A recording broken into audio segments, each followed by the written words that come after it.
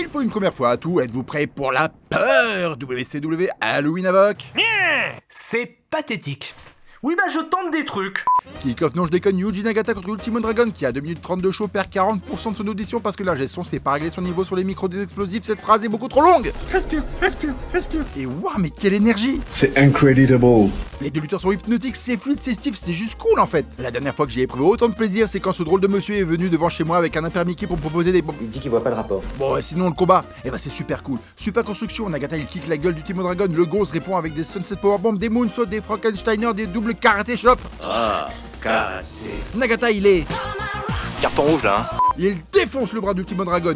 1, 2, 3. Nagata gagne, un vrai bon petit combat, pas piqué des hannetons. C'est fin, c'est très fin, ça se mange sans fin. Chris Jericho.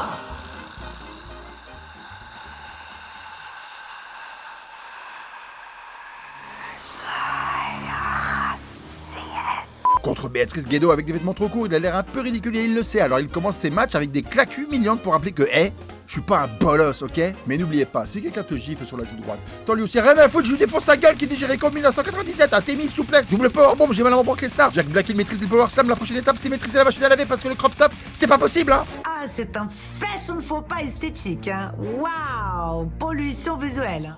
Les gars sont sur la troisième corde, je le sens pas! It was at this moment that he knew. He fucked up. Le bordel, on est d'accord qu'on a tous flippé sur ce Frankensteiner Powerbomb Nawak du truc du...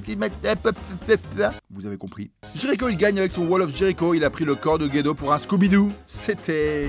Mais... Eddie Guerrero contre... Et le match, il pète dans tous les sens. Ré d'une fluidité incroyable, Eddie c'est une bête sauvage, il en rate pas une pour déglinguer la gueule à Réré. Ça se pète la gueule. Eddie il attend pas la fin du match, il commence à déchirer le masque de Réré, puis il y a le spot des boules.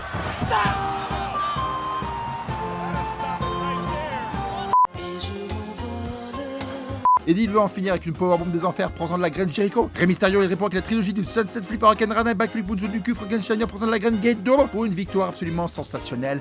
Rey nouveau champion. C'est mortel. Match suivant, Steve Mongo Mike Michael contre Alex Wright accompagné de Debra.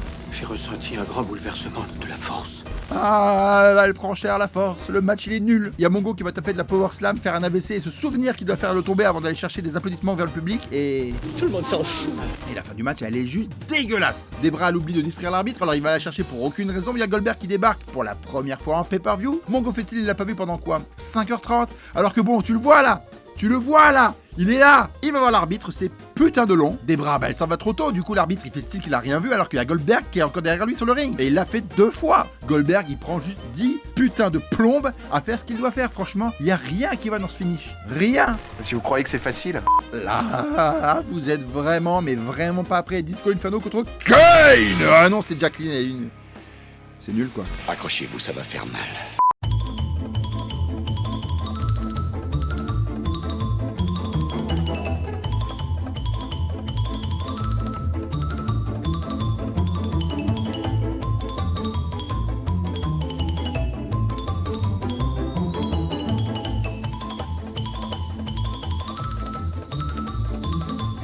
J'en ai marre.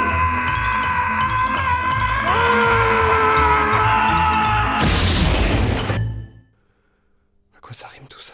Bang bang bang bang bang bang. Et je sais pas pourquoi je fais ça, mais WCW US Championship match entre Kurt Hennig et Ric Flair, tout vénère parce que le champion lui a piqué sa putain de robe de chambre. Ouais, tout ça c'est du folklore, d'histoire ancienne. Il y a Ric Flair, il est toujours là avec sa spéciale d'avalanche d'Atemi.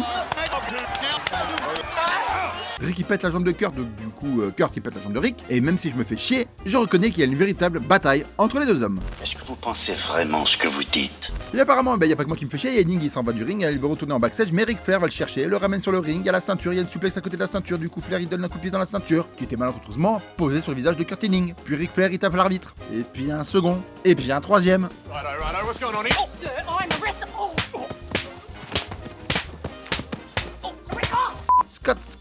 Scott Hall contre Lex Luger avec Larry Zbyszko en arbitre spécial. Et ça, Hall, il en a rien à foutre, vas-y que je te balance mon cure-dent dans l'œil. Mais quel connard ce type!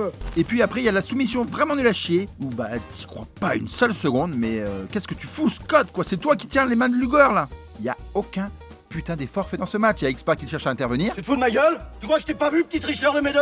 Et on repart aussi vite avec une slipper où encore une fois t'y crois pas du tout. Arrêtez de roupiller! Remuez-vous! Au bout d'un moment, il y a Larry, il en a plein le cul que Scott et compagnie tentent la gruge à tout bout de champ, et comme il a l'autorité d'un cul de jet dans l'organisation d'un marathon, il finit par s'énerver. Scott il veut lui goumer sa tronche, mais Larry il est déter, hein, hop, surpassement, blablabla. Il y a Bischoff qui vient, il s'en prune en passant, et c'est le sbeul, hein. Il y a X-Pac qui intervient, il y a Scott il porte sa power bomb, mais Larry, il sait qu'il s'est fait gruger, hein. Alors il hésite sur le compte de 3, mais demande le replay.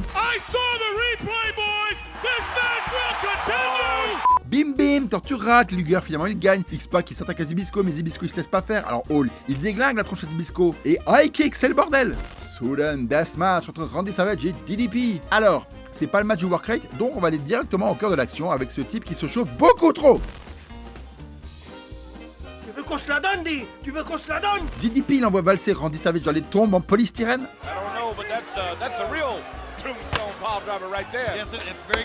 Bim, le slam sur le vrai cercueil et on pète des trucs. DDP casse des vrais bancs avec son super moule. Y'a Randy veut frapper DDP avec une caméra et ça je ne lui pardonnerai jamais. Jamais. Y'a Miss Elizabeth qui défonce l'arbitre pour qu'il ne puisse pas compter Savage plus longtemps et étrangle DDP. On tire les cheveux. Il y a un rêve bump et un magnifique cutter. Tout le monde se relève hyper vite. Il y a une tentative de roll-up transformée en low blow et là je l'admets c'est magnifique. Il y a un faux sting qui débarque, qui frappe DDP et qui s'en va. Et fin du match. Alors c'est dommage, je trouvais la fin du match plutôt cool et ça m'aurait permis d'appréhender la suite avec légèreté. Fini les vannes, hein, fini la bonne humeur, tout ça c'est game over. Main event, Roddy Piper contre Hulk Hogan dans un Steel Cage Grudge match bien chier. Je voulais vous prévenir. Hogan il cherche à s'enfuir immédiatement, mais fort heureusement, Didier mord le cul d'Hogan, puis mord les côtes, puis mord le front, on met les doigts dans les yeux, on fait mal au cul d'Hogan, il cherche à s'enfuir à nouveau, et c'est nul.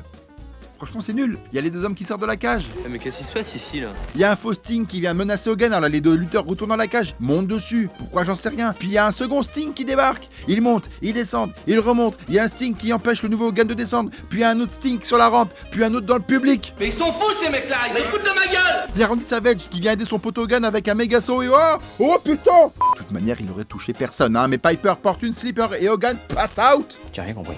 Attends, j'ai pas fini. Il y a Savage, il s'attaque à Piper, un faux Sting s'attaque à Savage, Hogan s'attaque au faux Sting, il lui enlève son masque sans faire exprès, alors il le dégage le plus rapidement possible des caméras. Et puis il y a un fan qui rentre dans la cage, le faux Sting il cache son visage et arrête le fan. Hogan et Savage ils vont tabasser le fan, la sécurité monte pour tabasser le fan, et le show se termine comme ça. C'est horrible, horrible. WCW Halloween Havoc, c'est non. Des bisous. Une fois n'est pas coutume, on s'abonne, on commente, on donne de la force à un créateur de contenu pas assez productif. Notre prochaine aventure se déroulera à Nashville dans le Tennessee et croyez-moi, ça sent bon l'été. Allez, des bisous.